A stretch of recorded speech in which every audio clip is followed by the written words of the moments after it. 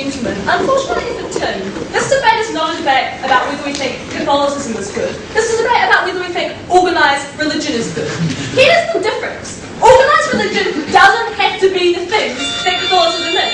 So, for example, organised religion doesn't have to be hierarchical. See, for example, the Quakers. Organised religion doesn't have to be, for example, exclusive. See the people from like Seventh-day Adventist and Mormon churches who knock on your door every day dressed in suits trying to convince you to convert to their religion. We don't think that the defining factor of organised religion is this kind of exclusivity and this need to cause war. We think the defining factor of organised religion is that it is the institutional framework within which people, for many people, it's the only way they can have the kind of religious experience, just the kind of experience that Mr. Mooney and his team want people to have. I'm going to talk about that why there's no such thing as private religion. You have to allow institutions if you accept your right to private spirituality. Secondly, I want to talk about the social impacts. I'm going to deal with all the harms, about proposition, and I'm also going to look at some of the benefits that were ignored. So first of all, why do we think there's no right to private religion? First of all, we just need to establish here very clearly that we think the default to something greater, so to some kind of higher power, is absolutely intrinsic to the human spirit and is an intrinsic need because it solves a very big existential problem for human beings. So we think the fact that religion is a near universal phenomenon suggests that innateness, right? So given that's the case, why do we need organised religion in order to facilitate this? First of all, just in terms of the ways in which people express their relationship with God or worship God or whatever, requires them to have some kind of institutional framework. So the rites that religion is based on, the ceremonies that religion is based on, the traditions that religion is based on, are all things that are not only something that you need some kind of institution, like you can't worship unless you have a church to worship in for many of these people, but furthermore, it goes across time, right? You rely on what's happened previously, you rely on those previous traditions in order to build on them and increase your experience of faith. Right. We talk about holy books. He said, well, you can still read a holy book if you want. Like, one of the key problems, and one of the reasons we see these institutions rise up, is most people don't actually know how to interpret ancient texts of scripture, right? They need some kind of institution where you have a body of people who can actually give you some advice about how to read these scripts. Often people read the Bible and they have tricky questions about what it says. They go to their priest. They go to, the experts on theology who are part of that institution, embedded in that institution to create some kind of holistic and cohesive interpretation of what that scripture means.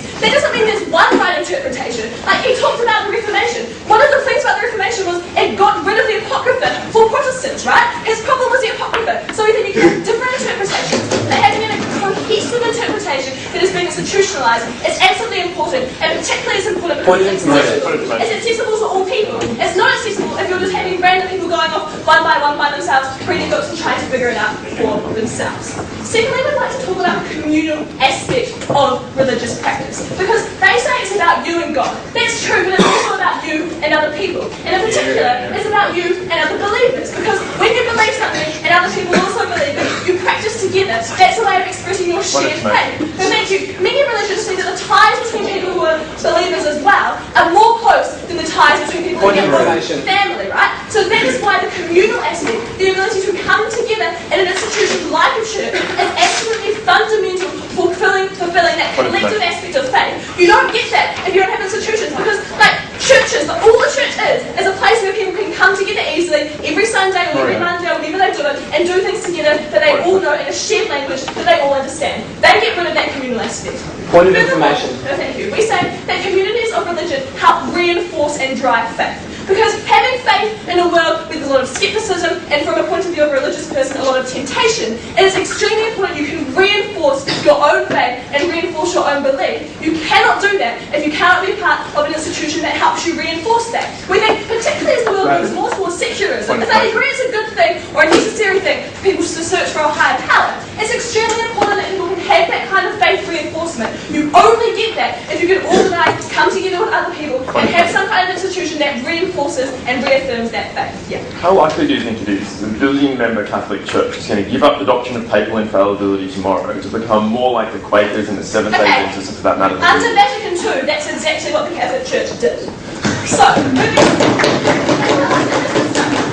on. The first thing to say is, we still think there's ample room for personal determination, right? You can personally determine to join a religion which you believe is best for facilitate your connection with God.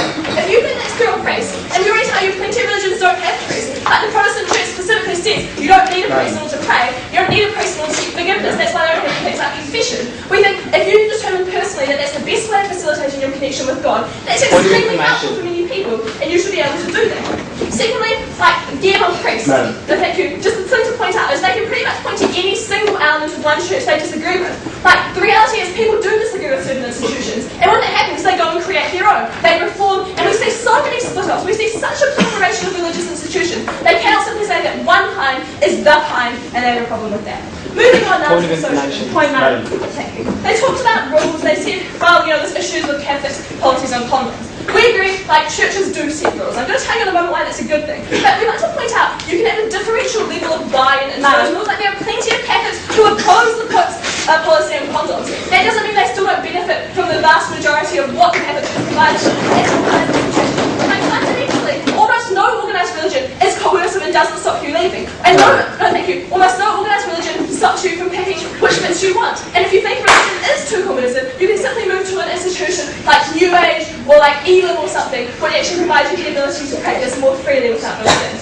Religion causes war. We say religion and war are both fundamental factors in the human experience. That's why we see those things together. We think there are just as many wars which weren't caused by the religion. Often it's the religious organisations who are the ones calling for peace, because often it's religion fundamentally pacifism, right? So we think that's a good thing. They're conflating the Northern Irish example. We think that's actually about nationalism, not about religion. Religion creates differences between people. No, we think of anything religion is maybe just a way of expressing those differences that already exist. You don't take away those differences, and you certainly don't take away the right to war. So, ladies and gentlemen, we say, first of all, religion actually inculcates, as I said before, a generalisable altruism. Secular altruism is about reciprocity. I'll give you something if you give something to me. Religion is different to that, because it creates a kind of altruism that's generalisable to all people, regardless of that. Secondly, it doesn't require enforcement. When the state says you should be a good person, it has to enforce that in order for it to be effective. If you believe in a religion, regardless of whether someone's watching you or not, you are going to enforce the moral principles that you believe. That's why we think rules are good. That's why we think people always join these kinds of religions, even if they think those rules are wrong, because they like to have a strong moral framework in which to operate. Ladies and gentlemen, if you accept the need of spirituality and private practice of religion, you must accept it.